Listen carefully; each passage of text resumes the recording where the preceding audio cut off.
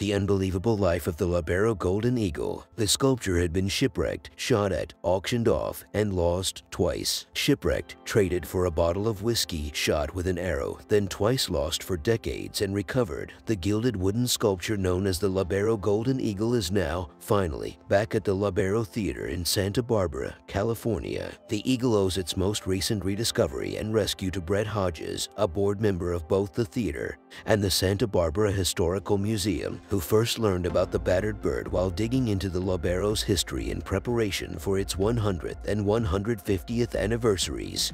The eagle's long and eventful story begins. Hodges discovered when the 1849 California gold rush lured fortune seekers from around the world, sparking the biggest migration in American history. That's when Cornelius Vanderbilt saw an opportunity. The business magnate who made his fortune in railways and shipping quickly assembled a fleet to carry 49ers to California and deliver gold on return journeys. The Yankee Blade, a side steamer built in 1853, became the star of the fleet on its run between San Francisco and Panama. This was long before the canal was built. After crossing Panama to the Caribbean side, passengers would transfer to another Vanderbilt ship headed for New York. To adorn the luxurious Yankee Blade, an unknown artist gilded every inch of a wooden eagle's white oak body and California redwood wings with gold leaf. In October 1854, tragedy struck. The idiot captain was racing full speed in the fog as a bet with another captain to see who could make it to Panama first, says Hodges, who found the story in the October 10, 1854 edition of the Sacramento Daily Union newspaper. The Yankee Blade struck rocks a couple hundred yards off Point Pedernales, about 70 miles north of Santa Barbara. When she broke up and sank, up to 40 of an estimated 12 passengers went down with the ship, as did a fortune in California gold bullion and freshly minted $20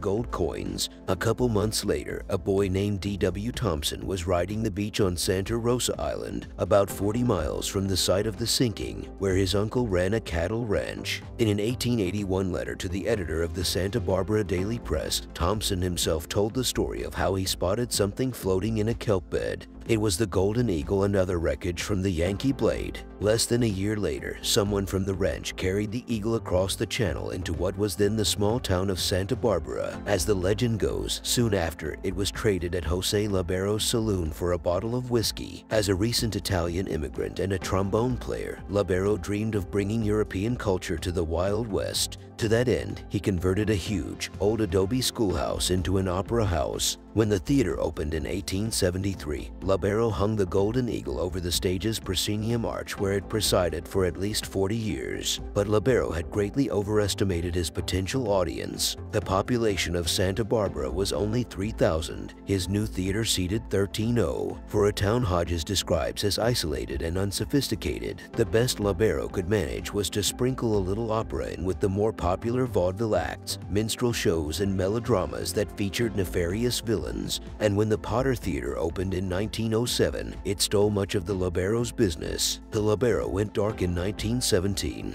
but that wasn't the end of the story. A group of theater lovers took possession of the Lobero, but realized it was beyond repair. They tore it down and built a new theater in 1924. Thus, 2023 and 2024 marked the Lobero's 150th, then its 100th anniversary. Between the loss of the original Lobero Opera House and the construction of its replacement, the Eagle disappeared, its whereabouts a mystery for 43 years. It wasn't until an amateur historian sleuth named Walker Tompkins connected the dots in 1960 that the Eagle was found. It turns out a turkey farmer named Mary Kindman had purchased the Eagle at an auction for $5 in 1929 and perched it atop her ranch's entrance gate. During its stay there, someone shot it with an arrow. The arrowhead remained lodged in the wood, even after the Kindven family donated the eagle to the Santa Barbara Historical Museum in 1961. Hodges rediscovered it in the museum collection, and he and Dasha Harwood, executive director of the museum, set about restoring the eagle and returning it to the theater. When they found the eagle, it looked like it did when the Kindven family turned it over to the museum, slightly damaged with that arrowhead in its chest and covered in what Hodges describes as layers of gloppy, brown paint. Over a 9-month period, restorer Chris Bailey painstakingly sanded every speck of paint off of each of the hundreds of carved feathers before gilding the eagle again in gold. The eagle will be on display in the Lobero's lobby in all its restored glory through 2024. Beyond that, the golden bird's future is as up in the air as it has always been.